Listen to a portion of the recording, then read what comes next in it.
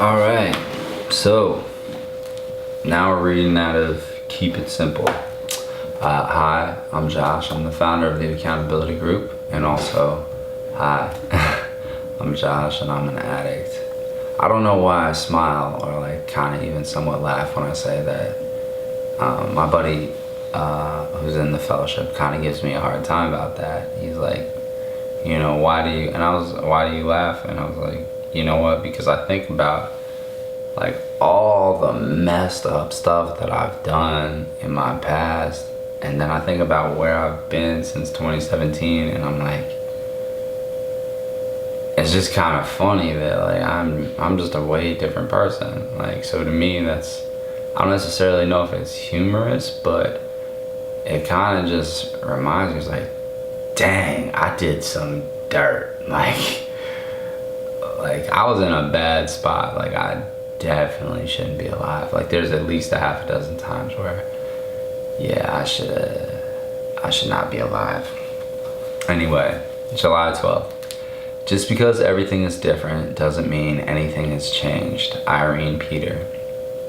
Our life changed a lot when we stopped drinking and using other drugs, but this is only a start.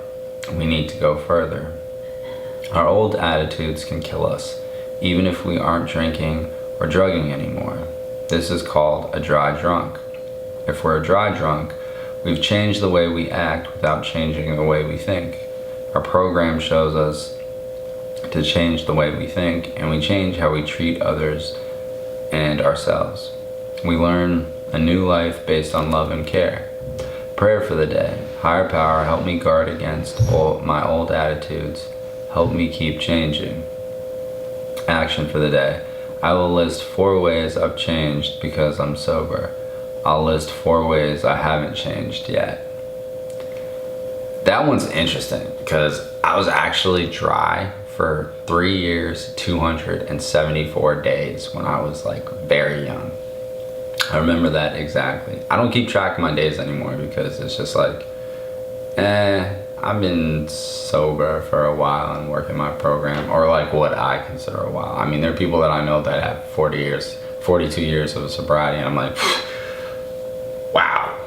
I met this grandmother who was like 78, had grandkids, and decided to finally get sober. And I just remember like looking at her and just be like, why?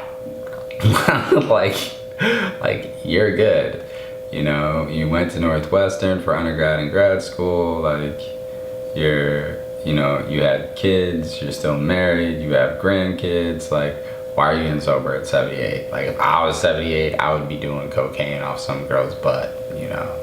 I don't mean that in a bad way, but realistically, like, that's what went through my head at the time when I was thinking about that. But in this specific reading, what resonated with me was the whole dry drunk. Like I said, I do remember that number, 3 years, 274 days. On the 275th day, I thought I could be a social drinker, and I immediately had to tell my 4 sponsees, you need to find a different sponsor because I'm about ready to spiral out of control. And that's true. I was at Kaiser Permanente for like 2 weeks because I got myself into a lot of bad situations. I don't need to run down the list because I think all of us have a log, and you can Google all of the things that are side effects of use, and I've had them all except for death. For whatever reason, I'm still here. So I have a lot of living amends because I've been to way too many burials, memorials, and vigils that I've honestly lost count, unfortunately. Lost a lot of people who, like myself, have been way too young, and I don't even know why I'm around. But this very last action for the day, I'll list 4 ways I've changed because I'm sober. I'll list 4 ways I haven't changed. I'm not going to tell you all the 4 ways that I've changed or the 4 ways that I haven't changed because I don't want to.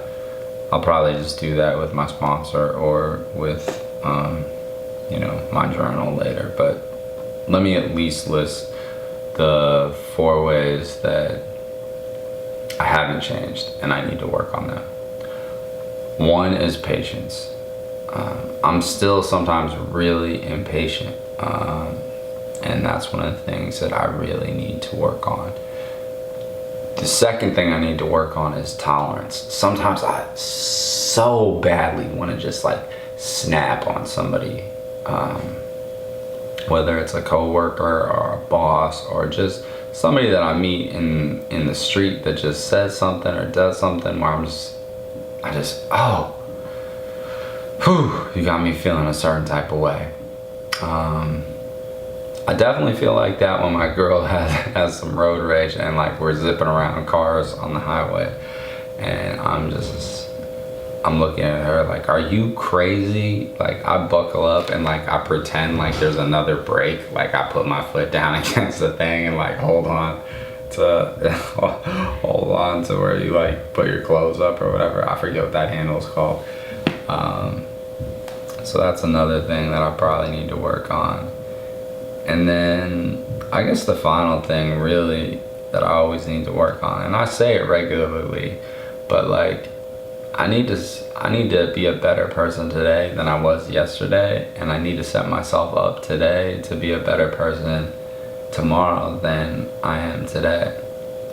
So with that, I wish all of you to stay safe, stay strong, and stay sober. All right, thanks. I'm Josh, the founder of the Accountability Group, and I'm also Josh, an addict.